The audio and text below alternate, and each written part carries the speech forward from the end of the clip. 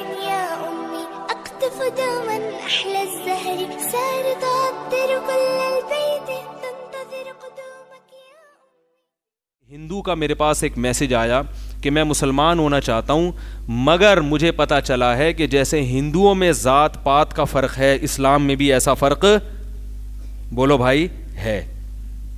تو میں دبئی میں تھا جب ان کا واٹس ایپ پہ میسج آیا تو میں نے کہا میں جب پہنچوں گا تو مجھے کال پہ بات کرنا. میں دبئی میں واٹس ایپ پہ کال نہیں ہوتی تو میں آپ کو اس کا جواب دوں گا.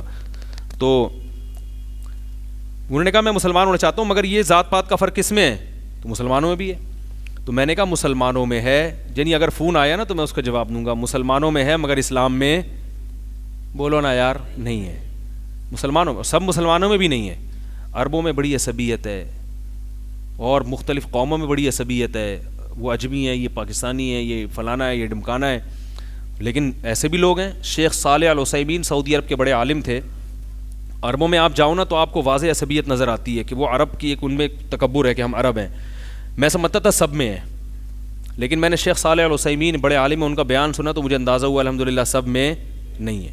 انہوں نے بیان میں کہا کہ یہ جو عرب اسرائیل کی جنگ ہے نا اس میں کبھی بھی عربوں کو فتح نہیں ہوگی. یہ بیان میں نے ان کا سنا. سوال پیدا تو کیوں بھائی بڑی عجیب بات کر رہے ہیں نا. انہوں نے کہا اس لیے کہ اللہ نے اسلام کی مدد کا وعدہ کیا ہے, عرب کی مدد کا وعدہ نہیں کیا. انہوں نے کہا اس جنگ کو جب نام دو گے نا اسلام اور اسرائیل کی جنگ, مسلمانوں اور اسرائیل کی جنگ, پھر اس میں اللہ کی مدد ہوگی. کتنی خوبصورت بات کی, حالانکہ خود عربی ہیں. کیا خیال ہے بھائی؟ انہوں نے کہا اس جنگ پہ لیبل ہی غلط لگ رہا ہے, عرب اسرائیل جنگ, تو اللہ کیسے مدد کرے گا؟ اللہ نے عرب کی مدد کا وعدہ, نبی صلی اللہ علیہ وسلم عربوں کو مقام دلانے نہیں آئے تھے, اسلام کو دنیا میں غالب کرنے آئے تھے.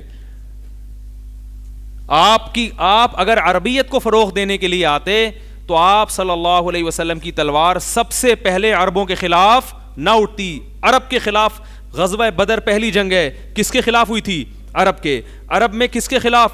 قریشیوں کے خلاف. قریشیوں میں کس کے خلاف؟ ہاشمی کے خلاف, جو نبی کی قوم کے لوگ تھے. ہاشمیوں کے خلاف جنگ ہوئی ہے سب سے پہلے, جو نبی کے قوم کے تھے. پتہ چلا اسلام کی جنگ نظریات کی بیس پر ہوتی ہے, قوم کی بیس پہ نہیں ہوتی. نظریہ مختلف تھا, وہ بت پرست تھے, اور آپ صلی اللہ علیہ وسلم دعوت کس کی دے رہے تھے؟ توحید کی. تو لڑائی ہوئی ہے دونوں میں. ایک ہی اگر قوم کے لیے آتے تو آپ کی لڑائی سب سے پہلے فارسیوں کے خلاف ہوتی. سمجھ میں آ رہی ہے بات؟ سب سے پہلے کس کے خلاف ہوتی؟ اپنی قوم کے خلاف نہ ہوتی. سب سے پہلے آپ کی تلوار اپنی قوم کے, اپنے سگے رشتہ داروں کے خلاف چلی ہے. حضرت سلمان فارسی رضی اللہ تعالی عنہ جب فارس پہنچے نا, ایران پہنچے جنگ کے لیے, جہاد کے لیے, تو خود کہاں کے, کس قوم کے تھے؟ فارس کے. فارس کے تھے. جنگ کی قیادت کر رہے تھے عربوں کی. کس کی قیادت کر رہے تھے؟ عربوں کی. پیچھے سارے صحابہ عرب, قریشی, ہاشمی. تو حضرت سلمان فارسی کمانڈر تھے. تو تابعین, تبع تابعین جو عرب تھے انہوں نے کہا آپ سے کمانڈر سے اجازت مانگی کہ آپ ہمیں اجازت دیں ہم حملہ کریں. انہوں نے فرمایا نہ نہ نہ, نبی نے ہمیں حکم دیا پہلے 3 دن کیا دو؟ دعوت دو. جنگ میں جلدی مت کرو, 3 دن دعوت دو. تو دعوت دینے کا انداز کیا تھا؟ فارس کے پاس گئے, اپنی قوم کے لوگ, کہنے لگے یا اہل فارس انا رجل منکم ترون العرب یطیعوننی. کیا اسٹائل تھا کہ اے اہل فارس تمہاری قوم کا آدمی ہوں, اجمی, لیکن عرب میرے ماتحت ہیں. یعنی تمہاری قوم کا آدمی کمانڈ کس کی کر رہا ہے؟ عربوں کی, جو کبھی کسی کو امیر بنانے کے لیے اپنے لیول کا نہیں سمجھتے تھے. کمانڈر کہاں سے بنا دیتے؟ یار پولیس بلواؤ, فوراً فون کرو, بہت سیریس مسئلہ ہے. ارے عرب میں تو یہ بدبو تھی کہ ہمارے جیسا, اجمی کا مطلب گونگے, صحیح نا, جانوروں کو اجمی کہا جاتا ہے اس زمانے میں. اجما کا لفظ جو ہے نا جانور کے لیے استعمال ہوتا ہے, تو ہمیں بھی کیا کہتے تھے؟ جانور, اجمی, بولنا ہی نہیں آتا, فساد تو ہم میں, بہت گھٹیا سمجھتے تھے.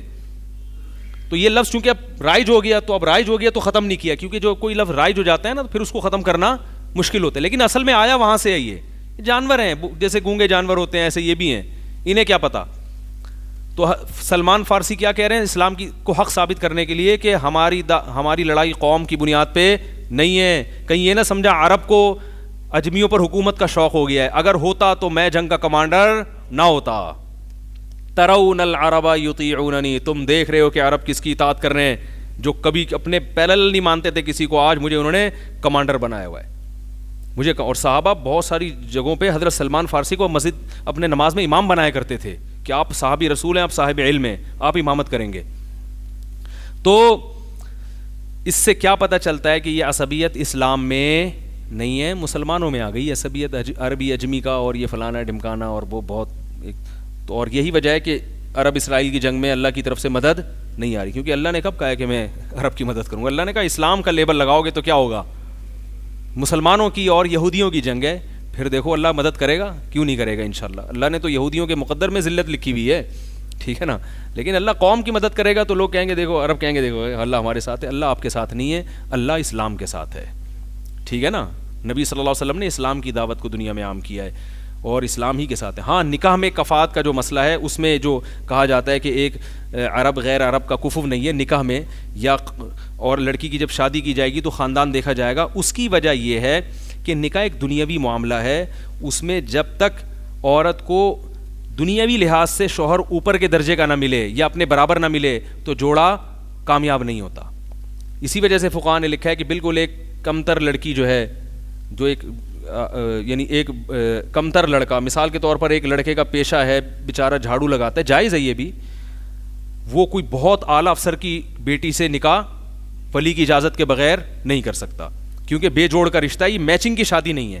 تو اس کا مطلب یہ نہیں کہ جو جھاڑو لگا رہا ہے وہ کمتر ہے، بھائی مطلب یہ ہے کہ دنیاوی لحاظ سے کیونکہ کمتر سمجھا جاتا ہے تو یہ میچنگ کا رشتہ نہیں ہوگا، اس میں طلاق کے امکانات زیادہ ہیں۔ تو یہ تو کوئی بھی قوم ہو یا کوئی بھی عقل مند ہو تو وہ یہی مشورہ دے گا۔ ہاں اس میں کوئی ایسی الگ سے اضافی خصوصیات ہیں جس کی وجہ سے وہ اس کا ہم پلہ ہو گیا تو پھر ٹھیک ہے، اور ولی کی اجازت سے تو بہرحال صحیح ہے، ولی کی اجازت کے ساتھ تو بہرحال درست ہے۔ تو وہ نکاح کے معاملے میں تو اسلام نے برابری کا وہ کیا ہے، مگر عمومی ماحول میں اسلام نے جو ایک ہمیں جو دعوت دی ہے وہ یہی ہے، ان اکرمکم عند اللہ اتقاکم، تم میں اللہ کے نزدیک سب سے افضل وہ ہے جو تقوی والا ہے۔ تبھی ہندوؤں میں جو سب سے پست قوم کے لوگ ہیں نا، وہ کیا کہا جاتا ہے ان کو؟ شودر جو قوم ہے نا، سب سے کم، وہ زیادہ مسلمان ہوتے ہیں، اس لیے کہ ان کو اسلام میں وہی عزت ملتی ہے جو دوسرے مسلمانوں کی ہے۔ ہندوؤں کے ان کو کوئی لفٹ کرانے کے لیے تیار نہیں ہوتا، تو وہ مسلمان ہو جاتے، ان کو پتہ ہے مسلمان ہمیں اپنے جیسا سمجھ لیں گے، ہماری قوم ہمیں اپنے جیسا نہیں سمجھے گی، تو مسلمان سمجھتے ہیں کوئی فرق نہیں ہے۔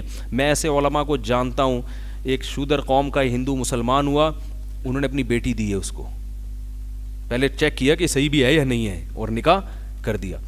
تو اگر وہ دیکھتے ہیں کہ بھائی یہ پکا ہے اور اس کے پرانے جراثیم سارے اس میں ختم ہو گئے ہیں تو پھر وہ کفات کا مسئلہ بھی ختم ہو جاتا ہے۔ باپ تو یہی تو دیکھے گا نا کہ کفو ہے یا نہیں ہے، تو اس بیس پہ وہ کر دے گا نکاح، تو ایسا ہوا ہے۔ تو اس لیے اسلام کے بارے میں جو کہا جاتا ہے کہ قوموں کا اور ہوا ہے، وہ مسلمانوں میں ہے اور وہ بھی سب میں نہیں، اسلام میں ایسا بولا بھائی نہیں ہے۔